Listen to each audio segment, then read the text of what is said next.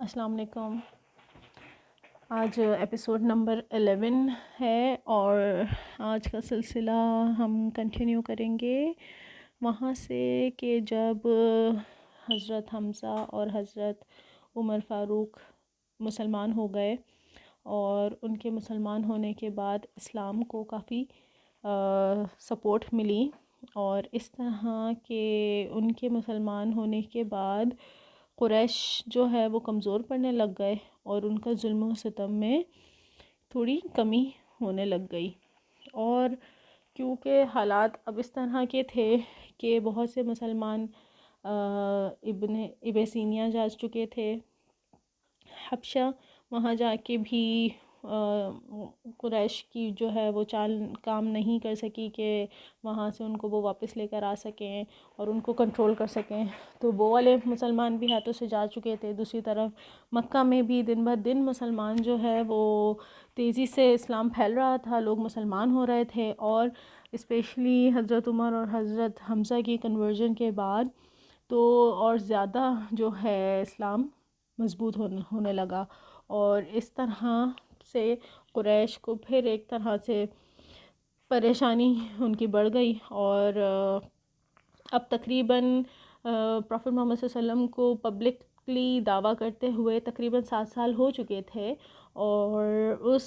میں اب یہ ہوا کہ دوبارہ سے سارے قریش کے سربراہ اکٹھے ہوئے، سر جوڑ کے بیٹھے اور پھر سے وہی پلان کرنے کی کوشش کری کہ اب کیا کیا جائے اور کس طریقے سے روکا جائے، کیونکہ کوئی بھی ان کی ٹیکٹک کام نہیں کر رہی تھی. اور پھر انہوں نے وہی ہر بات کا نچوڑ کے بس پروفٹ محمد صلی اللہ علیہ وآلہ وسلم کو ختم کر دیا جائے، ان کا قتل کر دیا جائے. تو اس سلسلے میں پھر وہ لاسٹ ٹائم ابو طالب کی خدمت میں حاضر ہوئے، اور انہوں نے ابو طالب کے آگے پھر وہی بات رکھی کہ آپ کو جو کچھ چاہیے آپ لے لیں، بلکہ ہم محمد کو خود نہیں ماریں گے بلکہ کسی اور قبیلے سے بلا لیں گے، آپ اس کے بدلے کسی ہمارے کسی لڑکے کو رکھ لیں. اور وہی سارے آفر جو وہ پہلے کر چکے تھے اسی طرح کی دوبارہ سے آفر کری کہ لائک آپ کو جتنی قیمت چاہیے آپ دے دیں، بس محمد کو آپ ہمارے حوالے کر دیں صلی اللہ علیہ وآلہ وسلم. اور انہوں نے پھر سے وہی جواب دیا کہ آپ نے جو بھی کرنا ہے آپ کریں، لے قریش کو کہ تم لوگوں نے جو بھی کرنا ہے تم لوگ کرو، میں یہ نہیں کروں گا.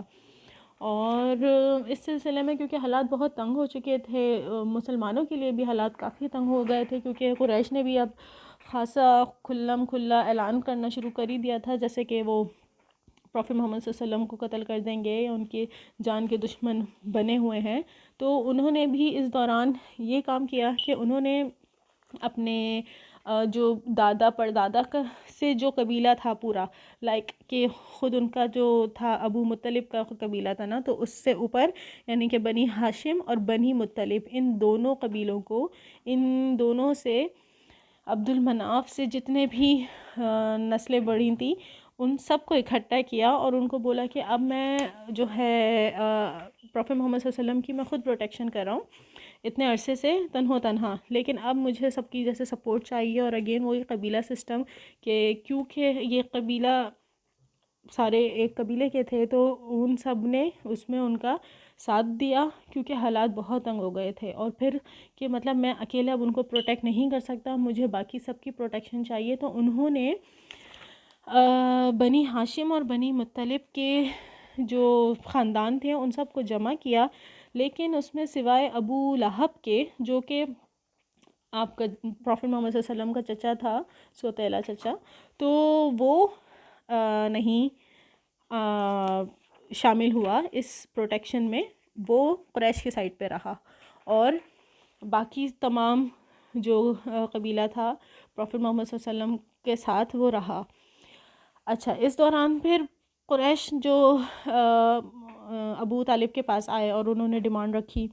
کہ بھائی آپ ان کو ہمارے حوالے کر دیں تاکہ ہم ان کا قتل کریں گے، اور اگر نہیں تو ہم اس وقت تک آپ کا مکمل طور پہ بائیکاٹ کریں گے جب تک کہ آپ پروفٹ محمد صلی اللہ علیہ وسلم کو ہمارے حوالے نہیں کر دیتے، مشرکین کے حوالے نہیں کر دیتے. بائیکاٹ کا مطلب کہ ہم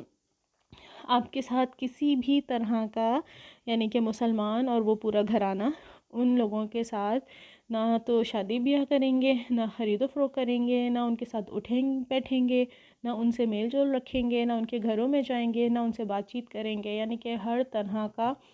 مکمل بائیکاٹ۔ اور یہ انہوں نے یہ والی تجویز پیش کری، لائک یہ پروفٹ محمد صلی اللہ علیہ وسلم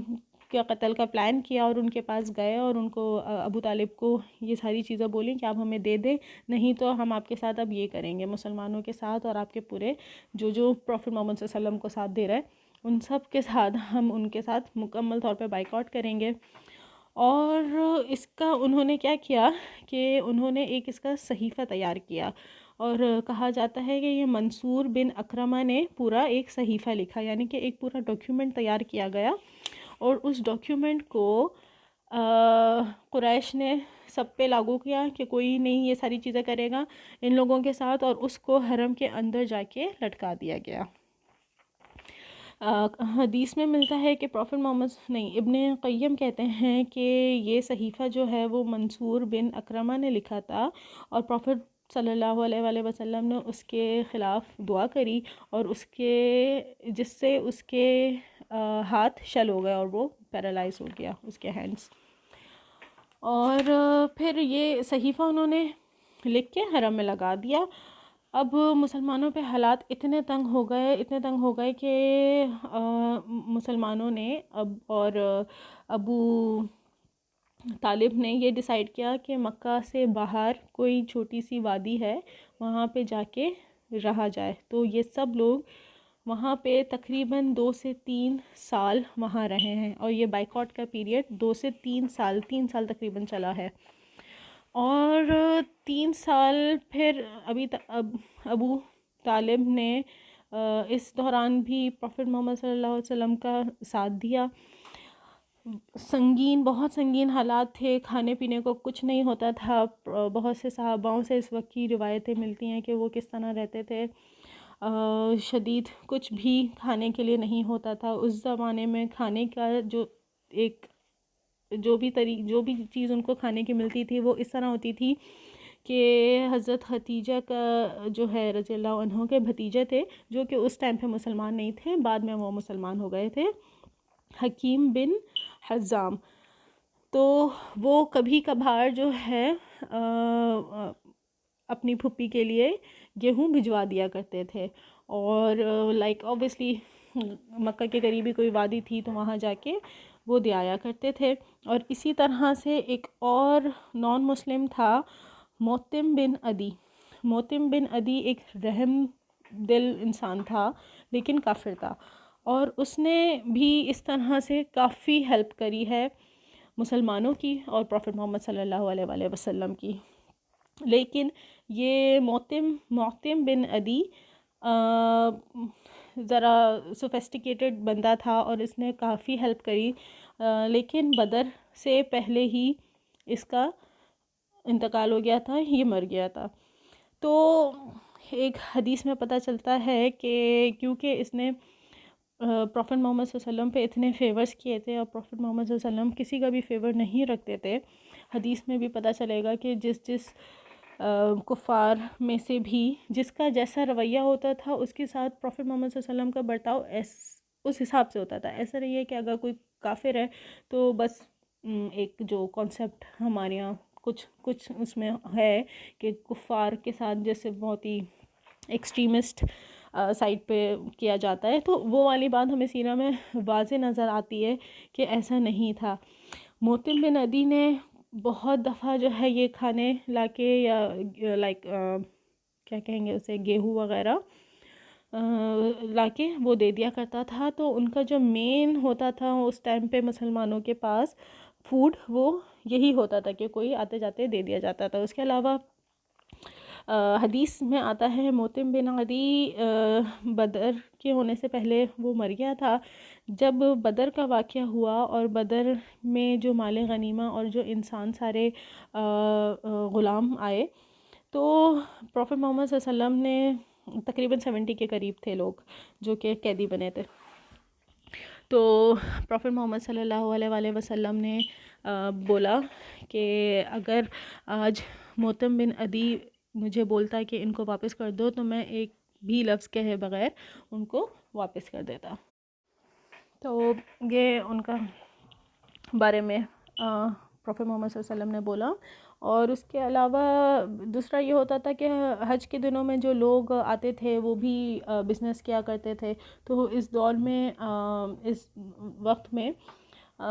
مسلمان ان کے ساتھ تھوڑی بہت تجارت کر لیا کرتے تھے، لیکن ابو جہل کو اگر اس کا بھی پتہ چل جاتا تھا اور وہ دیکھتا تھا تو وہ حجاج سے ڈبل قیمت میں جو ہے چیزیں خریدنے کو تیار ہو جاتا تھا کہ لائک میں ڈبل قیمت دوں گا، تم انہیں سیل مت کرو، کیونکہ وہ انہیں تو نہیں پتہ نا، وہ لوگ تو دور دراز کے علاقوں سے آ رہے ہیں کہ ان کے بیچ میں کیا پرابلم چل رہی ہے. ابھی خبر وہاں تک کہ اس طرح نہیں پہنچی تھی. تو وہ اس طرح کی حرکتیں کرتا تھا. لیکن اس حالات میں بھی شدید بھوک میں، قحط سالی میں بھی پروفٹ محمد صلی اللہ علیہ وسلم حج کے دنوں میں دعویٰ کا کام کیا کرتے تھے. اچھا، اب یہ سلسلہ 3 سال چلا، لیکن پھر ختم کس طرح ہوا یہ کہ اس 2 سے 3 سال میں یا لاسٹ سال میں آئی تھنک 3 بڑے واقعات ہو گئے. 3 بڑے واقعات اس طرح ہوئے کہ ایک تو پروفٹ محمد صلی اللہ علیہ وسلم نے دعا کری کہ مکہ میں بھی شدید قحط پڑ جائے، اور ان کی وہ دعا قبول ہوئی اور قریش کو شدید مشکلات کا سامنا کرنا پڑا، اور ان کے پاس بھی سارا جو غلہ وغیرہ رکھا تھا یا جو بھی تھا لائک فوڈ سب ختم ہو گیا. دوسرا بڑا واقعہ اس وقت یہ ہوا کہ کسی طرح سے قریش کے اندر ہی لوگوں میں بات چلنا شروع ہو گئی کہ ہم اپنے ہی ایٹ دی اینڈ ہمارے ہی سارے بھائی ہیں، رشتہ دار ہیں، قبیلے کے لوگ ہیں، اور ہم ان کے ساتھ کیسے کر رہے ہیں. اگین وہ جو نرم دل لوگ تھے، تو ان لوگوں کے درمیان اس طرح سے بات ہوئی کہ ایک دفعہ یہاں پہ لکھا ہے کہ عاتقہ جو کہ پروفٹ محمد صلی اللہ علیہ وسلم کی پھوپھی تھیں، انہوں نے اپنے بیٹے کو بولا کہ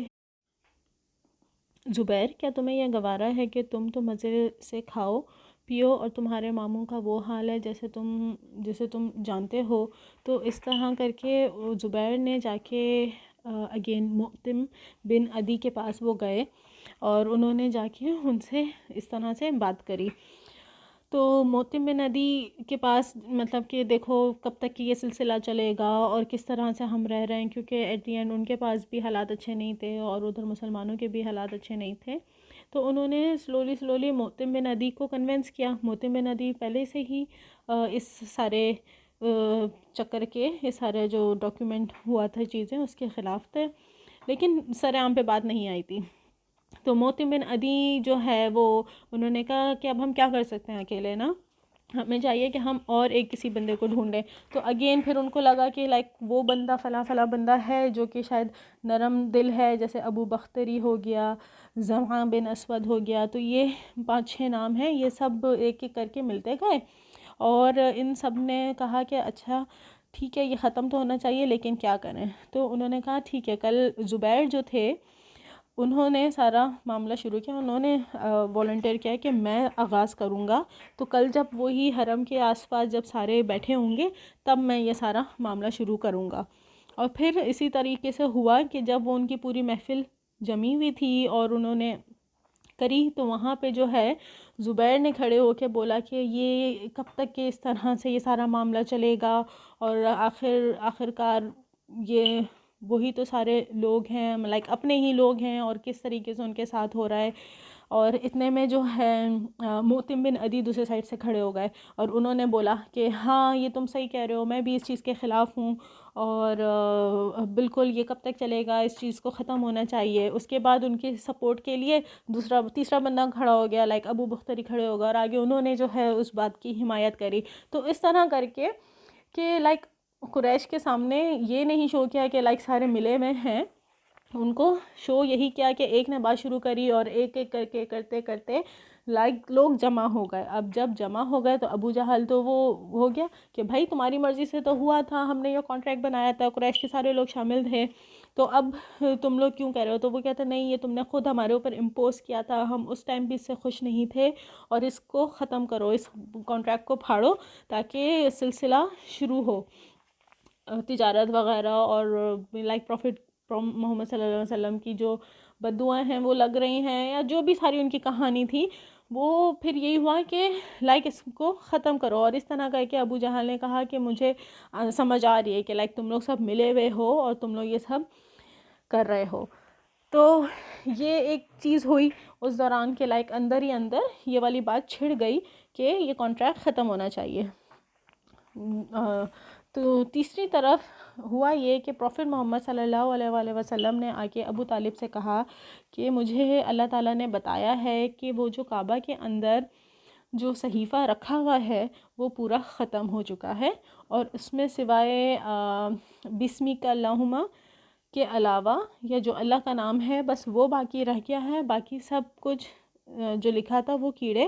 کھا چکے ہیں. تو اس پہ ابو طالب نے کہا کہ اچھا اگر تم کہتے ہو، تو لائک انہوں نے فوراً سے اعتبار کیا کہ تم کہتے ہو تو تم سچ کہتے ہو گے، اگر تم کہتے ہو کہ تو ٹھیک ہے، میں جا کے قریش کو سامنے بات کرتا ہوں. پھر وہ گئے، اور اتفاق سے پیچھے یہ ساری چیزیں ہو چکی تھیں، قریش میں آپس میں بھی اس کو بات کرنے کی، ختم کرنے کی بات چل چکی تھی. دوسری طرف سے ابو طالب اب 3 سال کے بعد جب پروفٹ محمد صلی اللہ علیہ وسلم نے بتایا، تب وہ اب مکہ میں انٹر ہو رہے ہیں، اور اگین طواف کر کے یا جو بھی ان کے رسمات تھیں وہ پورا کر کے انہوں نے جا کے مخاطب کر کے قریش کو بولا کہ بھائی مجھے میرے بھتیجے نے بتایا ہے، جس کو اللہ تعالیٰ نے یہ بتایا ہے کہ وہ جو صحیفہ ہے وہ اندر ختم ہو چکا ہے. اگر وہ کانٹریکٹ ختم ہو چکا ہے تو اب اگر ایسا ہوگا تو ہم واپس سے لائک مکہ میں آ جائیں گے اور ہماری بات مانی جائے گی، اور اگر ایسا نہیں ہوگا تو میں محمد صلی اللہ علیہ وآلہ وسلم کو تمہارے حوالے کر دوں گا. اب اس پہ قریش والے تو فوراً راضی ہو گئے کہ اوبیسلی نہ حرم میں کوئی گیا ہے، نہ ایسا ہو سکتا ہے، کیونکہ اوبیسلی اس کی جو چابیاں تھیں وہ اوبیسلی سرداروں کے پاس تھیں، جو کہ نہیں ہے نا، اوبیسلی سیکیورٹی میں رکھا ہوا ہے. تو وہ ان کے لیے ایک ناقابل یقین بات تھی، تو انہوں نے فوراً ہی اس بات کو مان لیا. اور اس طریقے سے جب اندر جا کے کوئی وہ ٹریٹی لے کر آیا، وہ صحیفہ لے کر آیا، تو دیکھا جیسا کہ پروفٹ محمد صلی اللہ علیہ وآلہ وسلم نے کہا تھا کہ اس میں صرف اور صرف بسمک اللہم باقی رہ گیا تھا، اور باقی سب کچھ کیڑے مکوڑوں نے اس کو کھا لیا تھا. اور اس طرح سے پھر پروفٹ محمد صلی اللہ علیہ وسلم اور مسلمان سارے مکہ میں دوبارہ آ کے بسے 3 سال کے بعد. اس کے بعد پھر وہاں پہ اس کے ہی کچھ مہینوں کے بعد یہ ہوا کہ اس سال میں 3 بڑے واقعات ہوئے. ابھی واپس آئے زیادہ وقت نہیں ہوا تھا، اور اس دوران ایک واقعہ یہ ہوا کہ ابو طالب کی طبیعت خراب ہو گئی، اور آخرکار وہ بالکل اب ڈیڈ بیڈ پر آ گئے. اور اس وقت پروفٹ محمد صلی اللہ علیہ وآلہ وسلم نے اپنے چچا کو بہت ریکویسٹ کری کہ چچا جان آپ ایک بار صرف کلمہ کہہ دیں، لا الہ الا اللہ کہہ دیں، بس ایک کلمہ، تو اس کے ذریعے میں اللہ تعالیٰ سے آپ کے لیے کچھ حجت پیش کر سکوں گا اللہ تعالیٰ کے سامنے آخرت میں. لیکن جس ٹائم پہ وہ ڈیڈ بیڈ پہ تھے، اسی وقت ادھر ہی کمرے میں ابو جہل اور عبداللہ بن امیہ بھی وہاں موجود تھے، اور انہوں نے ابو طالب کو بولا کہ کیا تم اس وقت تم اپنے والد کی اس پہ سے منہ پھیر لو گے، دین پہ سے منہ پھیر لو گے، عبد المطلب کی ملت سے رخ پھیر لو گے؟ تو اسی کنورزیشن میں ہی وہ آخر میں نہیں، انہوں نے کلمہ نہیں بولا، اور وہ اس بات پر آ گئے کہ نہیں، میں عبد المطلب کے دین پر ہی رہوں گا، جسٹ بیکاز کہ لوگ کیا کہیں گے. اور یہی ہوا کہ وہ بالکل ڈیڈ بیڈ پر آ گئے، اور انہوں نے کلمہ نہیں پڑھا، اور وہ ان کی ڈیتھ ہو گئی. یہ انتہائی ایک بڑا واقعہ تھا، اور اس سال میں ایک یہ واقعہ اور اس کے بعد 2 ایسے واقعات ہوئے جو کہ انتہائی غمگین تھے پروفٹ محمد صلی اللہ علیہ وسلم کے لیے، اور اسی وجہ سے کتابوں میں اس سال کو غم کا سال کہا جاتا ہے۔ تو ایک تو اس میں ابو طالب کی ڈیتھ ہوئی۔ پروفٹ محمد صلی اللہ علیہ وسلم نے ان کی ڈیتھ کے بعد کہا کہ میں جب تک اللہ تعالیٰ مجھے نہ روکیں میں ابو طالب کے حق میں دعا کروں گا، ان کی مغفرت کی دعا کرتا رہوں گا، جس پہ پھر اللہ تعالیٰ نے قرآنی آیت نازل کریں کہ نبی صلی اللہ علیہ وسلم اور اہل ایمان کے لیے درست نہیں ہے کہ وہ مشرکین کے لیے دعائے مغفرت کریں، اگرچہ وہ قریبی ہیں، قرابت دار ہی کیوں نہ ہوں، جبکہ ان پہ واضح ہو چکا ہے کہ وہ لوگ جہنمی ہیں۔ تو پھر پروفٹ محمد صلی اللہ علیہ وسلم نے نہیں ان کے لیے مغفرت کی دعا کرنا بند کری۔ اس کے بعد پھر ایون پروفٹ محمد صلی اللہ علیہ وسلم آ گئے تھے، اور آئی تھنک حضرت علی نے آ کے جو ہے یہ خبر بریک کری تھی پروفٹ محمد صلی اللہ علیہ وسلم پہ کہ آپ کے چچا کا انتقال ہو گیا، لائک آپ کے، انہوں نے یہ نہیں کہا کہ میرے والد کا، انہوں نے کہا آپ کے چچا کا۔ اور اسی طرح سے پھر انہوں نے حضرت علی کو ہی بولا کہ آپ جائیں اور ان کی تدفین وغیرہ کریں، تو حضرت علی نے ہی سارا وہ پھر آگے کیا تھا۔ اور اوبویسلی پروفٹ محمد صلی اللہ علیہ وسلم کا ساتھ کتنا دیا ابو طالب نے، اور اس کے پیچھے ایک ہی حکمت نظر آتی ہے کہ اللہ تعالیٰ نے ان کو ابو طالب کے ذریعے ہی پروٹیکٹ کرنا تھا۔ اگر وہ مسلمان ہو جاتے تو شاید سچویشن بدل جاتی، کیونکہ قریش نے مسلمانوں کے ساتھ جو وہ کر رہے تھے وہ سب کو ہی پتہ ہے کہ وہ جسٹ ان کے اوپر وہ ساری چیزیں چینج ہو رہی تھیں نا، مسلمانوں کے لیے سارے قاعدے قانون ختم ہوتے جا رہے تھے، لیکن جسٹ بیکاز کہ وہ مسلمان نہیں ہوئے، شاید اس کے پیچھے یہی حکمت نظر آتی ہے کہ اللہ نے ان کو ان کے سے پروٹیکشن دینی تھی۔ اس کے بعد ہم سب کو میں نے یہ پہلے بھی ایڈ کری تھی کہ پروفٹ محمد صلی اللہ علیہ وسلم کی ہی وجہ سے ابو طالب کو سب سے کم جہنم کا عذاب ملے گا، اور اس کے لیے ہمارے پاس 1-2 حدیثیں ملتی ہیں۔ اس کے بعد یہ حادثہ ہوا تھا کہ اس کے 3 دن کے بعد حضرت ختیجہ رضی اللہ عنہا کا انتقال ہو گیا۔ حضرت ختیجہ اور پروفٹ محمد صلی اللہ علیہ وسلم کا ساتھ 25 سال کا تھا، اور وہ پروفٹ محمد صلی اللہ علیہ وسلم کے لیے بہت بہت ہی خاص تھیں۔ جب بھی آپ پریشان ہوتے تھے اپنی وائف کے پاس آتے تھے، وہ جو میں نے شروع میں ساری چیزیں ایڈ کری تھیں۔ حضرت خدیجہ وہ تھیں جن کے لیے حضرت عائشہ نے جب بولا ان کے لیے کچھ، تو پروفٹ محمد صلی اللہ علیہ وسلم ناراض ہوئے، اور انہوں نے پھر اس وقت جواب دیا تھا کہ جس وقت لوگوں نے میرا ساتھ چھوڑ دیا تھا وہ مجھ پر ایمان لائی تھیں، جس وقت لوگوں نے مجھے جھٹلایا تھا انہوں نے میری تصدیق کی تھی، جس وقت لوگوں نے مجھے محروم کیا تھا انہوں نے اپنا مال مجھ پہ خرچ کیا تھا، اور اللہ تعالیٰ نے مجھے ان سے اولاد دی اور دوسری بیویوں سے کوئی اولاد نہیں دی۔ اور پھر حضرت عائشہ کہتی ہیں کہ وہ دن تھا، اور اس کے بعد پھر میں نے حضرت ختیجہ کے بارے میں کچھ نہیں کہا۔ صحیح بخاری میں بھی حضرت ابو ہریرہ سے روایت ہے کہ حضرت جبریل علیہ السلام پروفٹ محمد صلی اللہ علیہ وسلم کے پاس تشریف لایا، فرمایا کہ اے اللہ کے رسول، ختیجہ ان کے گھر میں نا، کہ ختیجہ تشریف لا رہی ہیں اور ان کے پاس ایک برتن ہے جس میں سالن وغیرہ ہے، تو جب وہ آپ کے پاس آئیں تو آپ انہیں رب کی طرف سے سلام کہیں، اور جنت میں جنت کی بشارت دی کہ موتی کا محل ہوگا، اور اس طرح کہ پہلے اللہ تعالیٰ نے ان کو سلام پیش کیا اور پھر اس کے بعد ان کو جنت کی بشارت دی۔ تو یہ ہے ان کا سٹیٹس، اور یہ 2 واقعات بہت بہت اپنی اپنی نوعیت کے بہت بڑے تھے۔ اور اس کے بعد ایک اور واقعہ ہوا جو کہ انشاءاللہ اگلی ایپیسوڈ میں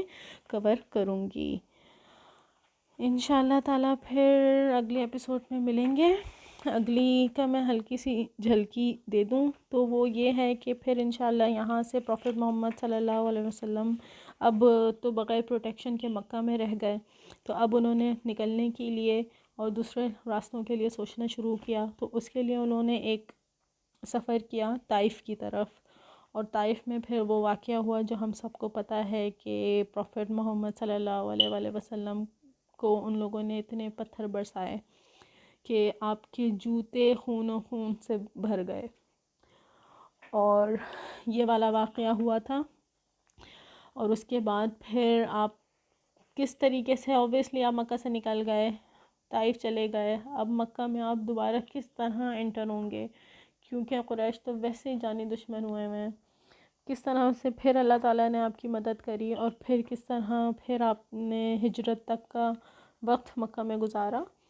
یہ انشاءاللہ اگلے ایپیسوڈ کی جھلکیاں ہیں۔ انشاءاللہ تعالیٰ پھر اگلے ایپیسوڈ میں ملیں گے۔ السلام علیکم ورحمۃ اللہ وبرکاتہ۔